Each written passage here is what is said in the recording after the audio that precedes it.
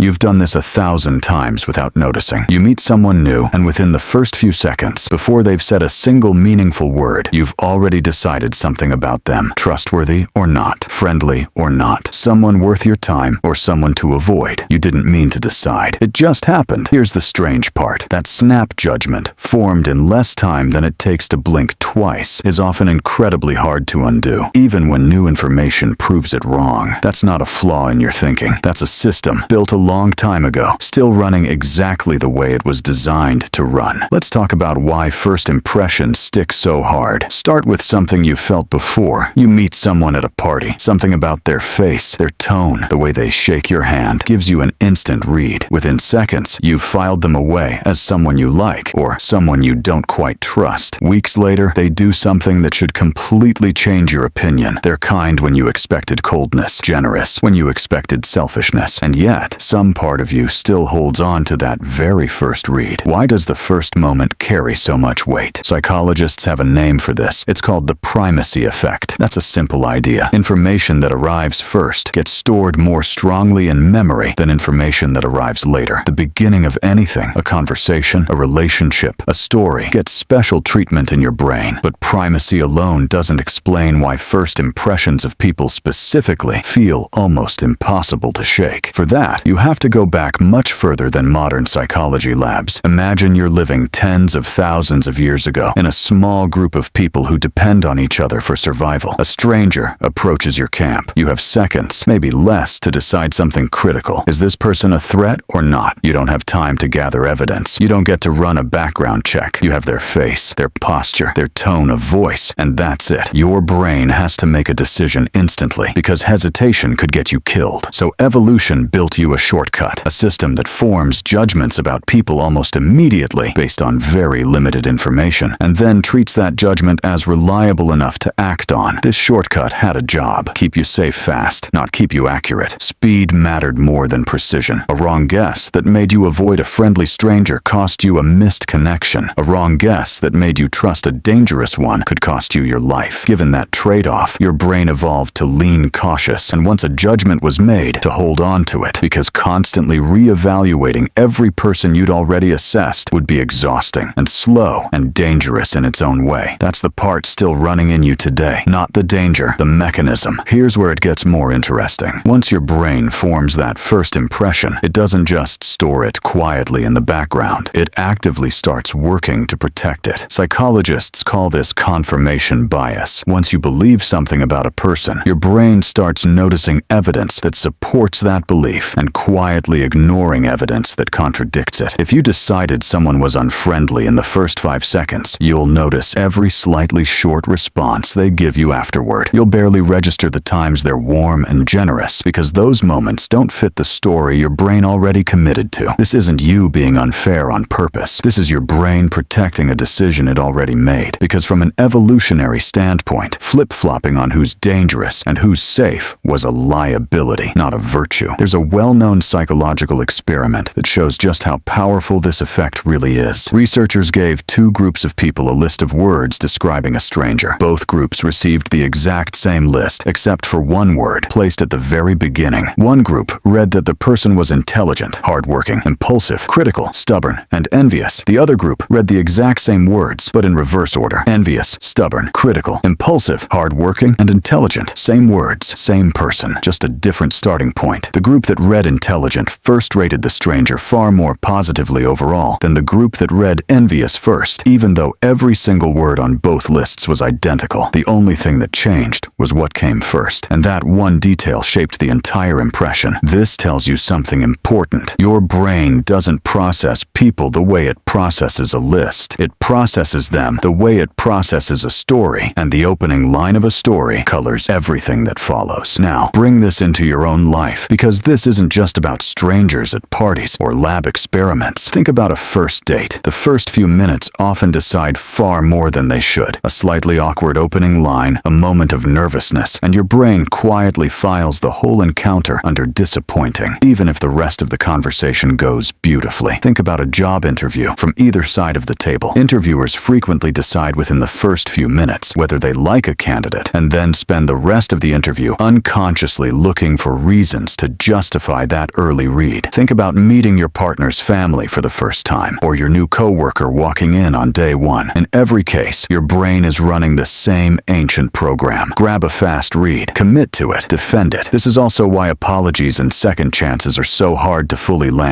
When someone hurts you and later tries to make it right, you're not just judging their apology on its own merits. You're fighting against a mental structure that already decided who this person is, and that structure resists being overwritten. It's also why we can be so unfair to people who simply have an off day the first time we meet them. Someone distracted by a personal crisis, exhausted from a bad week, nervous in an unfamiliar setting. None of that gets factored in. Your brain doesn't see context. It sees a data point and it locks it in. So what do you do with all of this? Understanding the primacy effect doesn't erase it. You can't simply decide to stop forming instant impressions of people because that system isn't optional. It's wired in at a level below conscious control. But you can do something almost as useful. You can recognize the moment it's happening. The next time you meet someone and feel an instant read forming, positive or negative, you can pause and ask yourself a simple question. Is this actually who they are, or is this just the first 5 seconds talking? That question won't delete the impression, but it creates a small gap. Just enough space to let new evidence in before your brain slams the door shut and starts defending a decision it made in an instant. The same goes the other way. If you know someone formed a snap judgment about you, one that isn't fair, understanding this mechanism can be strangely comforting. It's not always personal. It's not always about who you actually are. Sometimes it's just an ancient shortcut, doing exactly what it was built to do, reacting to a stranger in the first few seconds the same way it always has. The stranger at your camp thousands of years ago needed a fast answer. Today, the people you meet don't usually carry that same risk, but the part of your brain that decides about them in an instant hasn't gotten the memo. It's still standing at the edge of the firelight, watching the way someone walks toward you, deciding in a heartbeat whether they're safe, and most of the time, you never even notice it happening.